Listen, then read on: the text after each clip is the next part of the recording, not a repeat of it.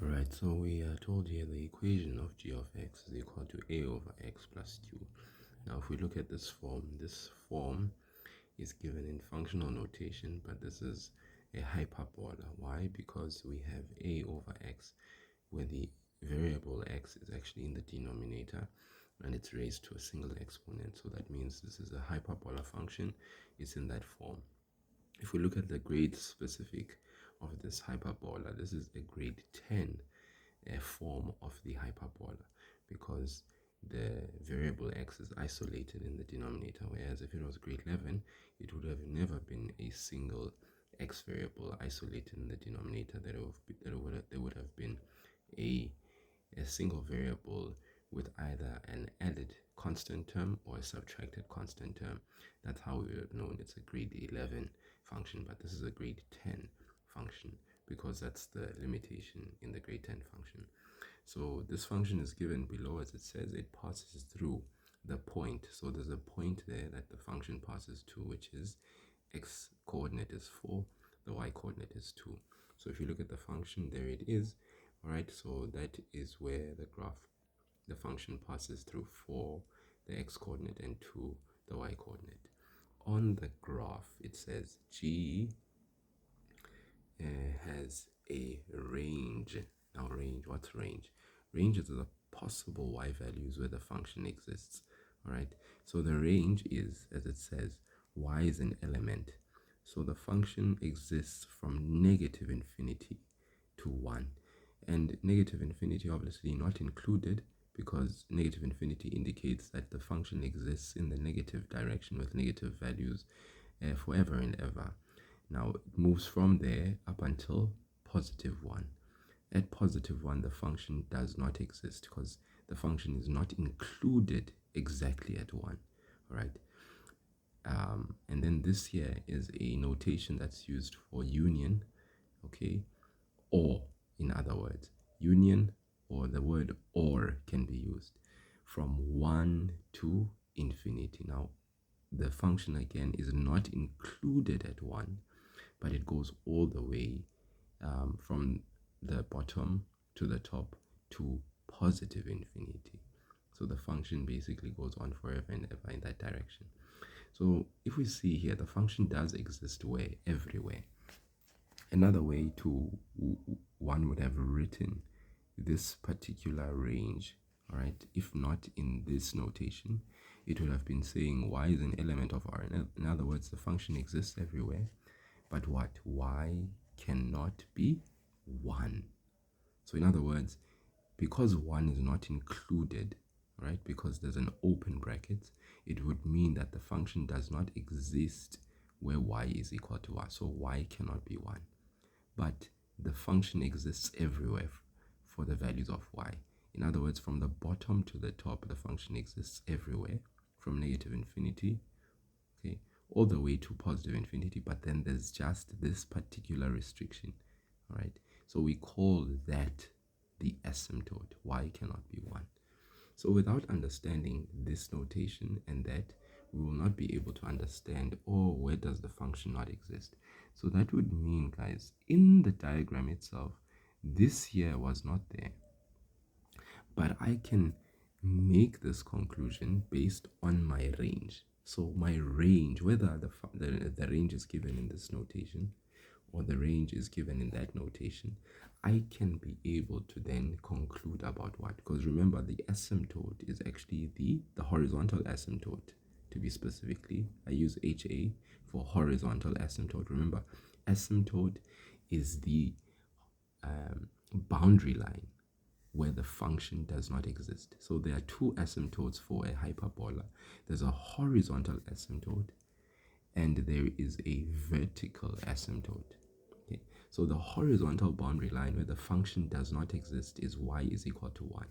And that value of 1 is also my q value, which is basically represented as this second term in the expression of the function. So q is always the horizontal asymptote. Very important in the standard form of a hyperbola function.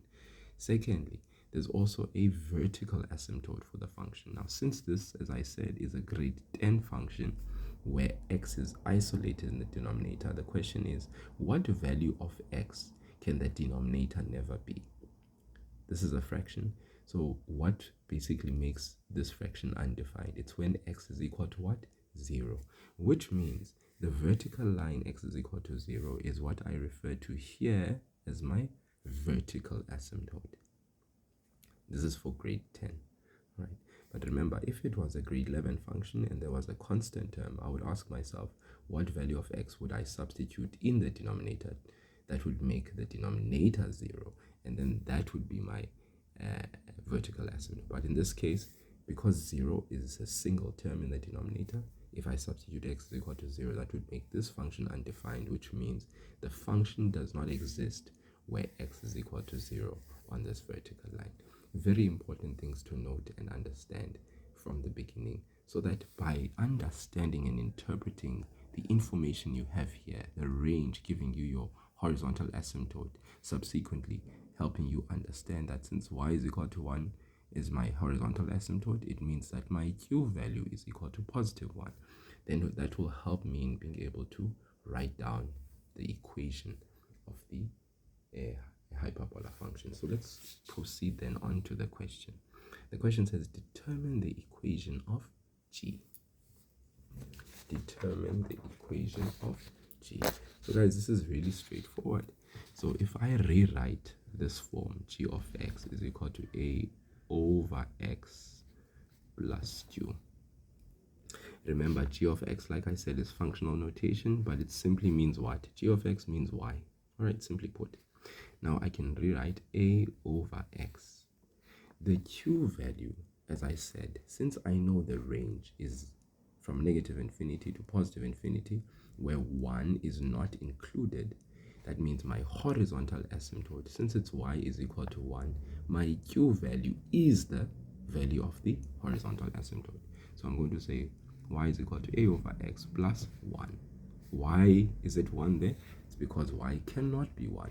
1 is not included. All right, so we must be able to read the range when it's in this form and be able to understand that it actually means that y is an element of R, y cannot be 1. Okay, so y is equal to a over x plus 1. Now I just need to find a point to substitute. Now remember, we were told that the function passes through 4 and 2. So that means we are going to substitute the coordinates 4 and 2 into the function. What's 4? It's the x coordinate. What's 2? It's the y coordinate. So in the place of y, we are going to substitute 2 is equal to, in the place of x, we are going to substitute 4 plus 1. Why are we doing this? So that we can find the value of a.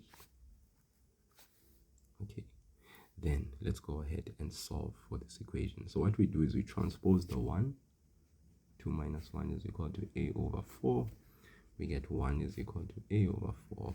Then we cross multiply, guys. All right, so when we multiply by 4 both sides, we get 4 is equal to this 4, and this 4 will cancel. 1 and 1 gets left, so a is equal to 4. So therefore, if we conclude, g of x is equal to, we're missing the value of a, remember, 4 over x, and then the q value plus 1. There it is. And guys, remember that we know and understand that in the standard form of a hyperbola function, if a is equal to 4, it means a is greater than 0.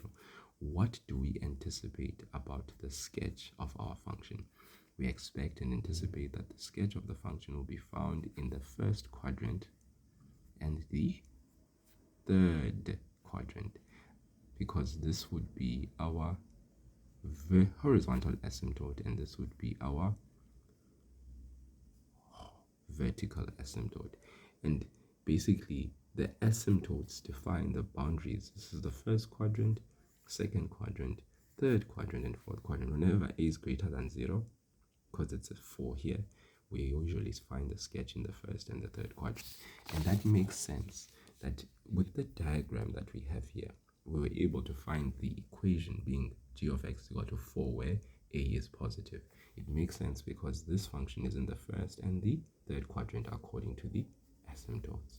Hope that makes sense, guys. And if there's a please replay the video and rewatch it as you need.